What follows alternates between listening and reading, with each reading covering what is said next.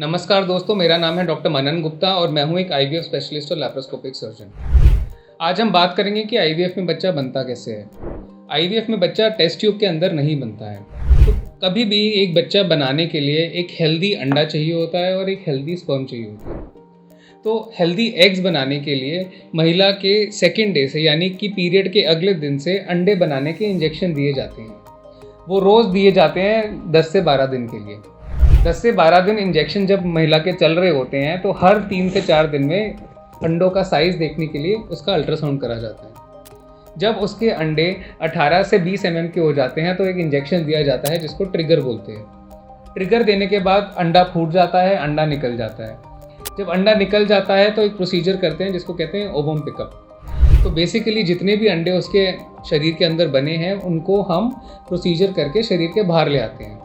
ये प्रोसीजर बहुत ही सेफ होता है, जनरल एनेस्थीसिया में होता है, स्कारलेस स्टिचलेस होता है, यानी कि कोई टाका नहीं लगता है, कोई चीरा नहीं आता है और हम अंडे बाहर ले आते हैं।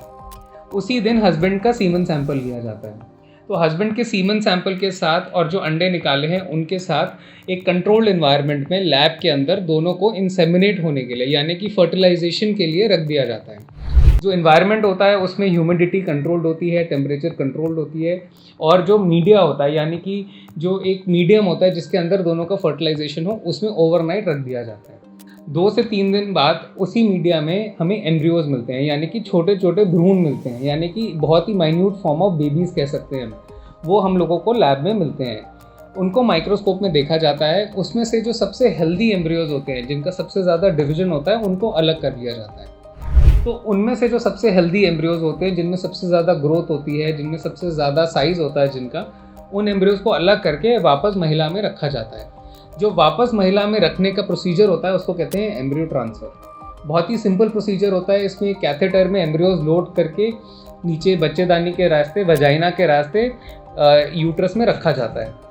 उसके बाद हम 15 दिन बाद ये चेक करते हैं कि वो जो एम्ब्रियोज रखे हैं वो चिपके या नहीं चिपके। अगर यूट्रस में एम्ब्रियो की चिपकने की संभावना को अगर हम बढ़ाना चाहते हैं तो हमें यूट्रस की जो लाइनिंग होती है उसको 7.5 mm से अधिक मेंटेन करना होता है। तो जब जब महिला अपने अंडों का अल्ट्रासाउंड कराने के लिए हमारे पास विजिट करती है तब हम लोग यूट्रस की थिकनेस को भी मेजर करते हैं जो कि 7.5 mm से अधिक होती है। तो एक बार एम्ब्रियोज हमने रख दिए, उसके 15 दिन बाद प्रेगनेंसी का टेस्ट होता है। वो बीटा HCG का टेस्ट होता है। अगर वो पॉजिटिव आता है तो प्रेगनेंसी आ जाती है और नेगेटिव आता है तो प्रेगनेंसी नहीं आती है। तो आज हमने बात की कि प्रेगनेंसी कैसे लाई जाती है टेस्ट ट्यूब बेबी प्रोसीजर में या आईवीएफ प्रोसीजर में। तो इन शॉर्ट हमने महिला में इंजेक्शन से अंडे बनाए, हस्बैंड का स्पर्म सैंपल यूज़ करा, दोनों को हमने लैब में एक डिश में रखा जहाँ से भ्रूण बने और वो भ्रूण हमने वापस एम्ब्रियो ट्रांसफ़र की तकनीक से महिला में रख दिए और उसके 15 दिन बाद हमने प्रेगनेंसी का टेस्ट कर लिया। ये होता है आईवीएफ प्रोसीजर और इसके लिए हमें प्रेगनेंसी सपोर्ट करने के लिए खूब सारे दवाई और खूब सारे इंजेक्शन की ज़रूरत पड़ती है।